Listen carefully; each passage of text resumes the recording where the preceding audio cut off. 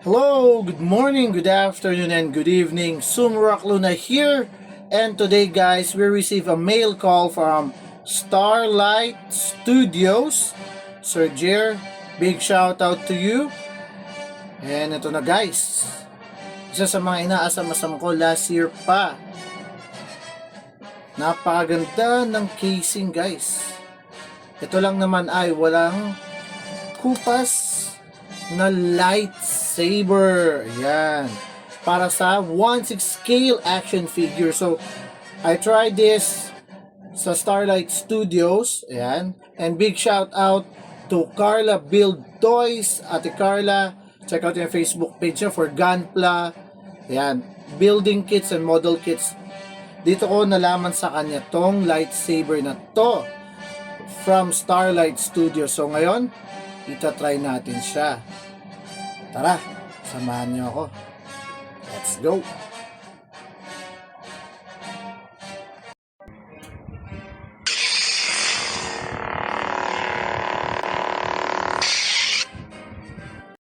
So, ayan na siya, guys. Kung makikita ninyo. Ayan. Lightsaber red para sa Darth Vader natin. Kaya ako siya kinuha. Okay? Kita nyo naman. The wirings. Pagkakagawa. Yan. So, ito siya. Kukonect mo lang siya. And USB connector na siya, guys. So, tara. Papakita ko sa inyo kapag umilaw. Pero, mas ma-appreciate nyo siya kapag, syempre, ito yung connector, other connector niya, guys. Yan. Big shout out to Starlight Studios. Napakaangas. Yan. Pag kinonect nyo siya, guys, basta may steps kayo makukuha para din ma-activate nyo siya over the phone. One color light lang siya, okay? Just so you know. Ayan. O, diba? Napakaangas. Napakaganda.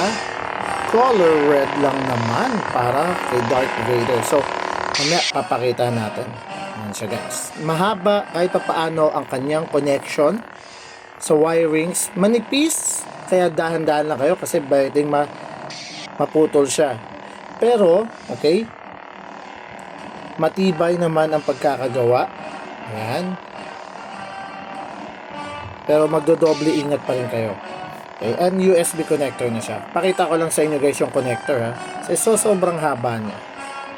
Patayin lang muna natin. Napakaangas! Big shout out sa iyo, Starlight Studios. Thank you. Ayan siya, guys. Yeah. Diba? Haba ng connection. So, let's try it out, guys, na. Siyempre, kanina pa ba? Kay Darth Vader lang naman. Let's go. Zoom. Perfect. So guys, ito ang Darth Vader ko from Mikey Toys. Yan. Big shoutout sa Mikey Toys. Thank you so much ulit sa Darth Vader na to. Ngayon, guys, nakikita nyo, ito ang original version ng lightsaber niya. Ang mga lightsaber din naman ito is merong isa de battery ang alam ko. Alright, but this one, yung i-replace natin is USB powered na. Kaya yun yung maganda.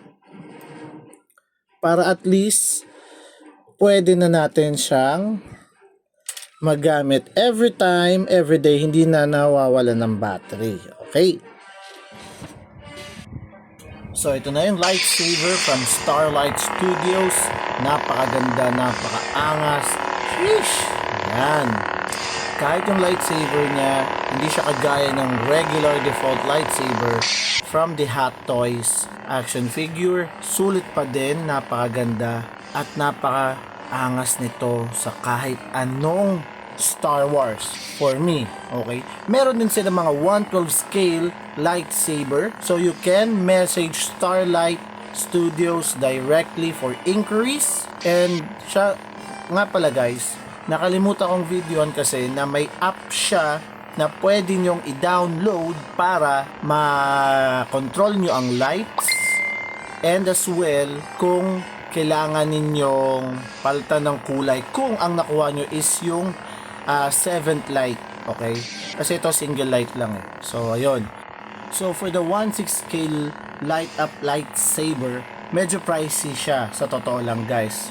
Pero kung tatanungin niyo ako kung sulit, yes, napakasulit and worth it for 3,000 pesos. Okay? But again, depending on what particular lightsaber na i-order nyo. Kaya mag-inquire lang kayo sa Starlight Studios for more information. Okay?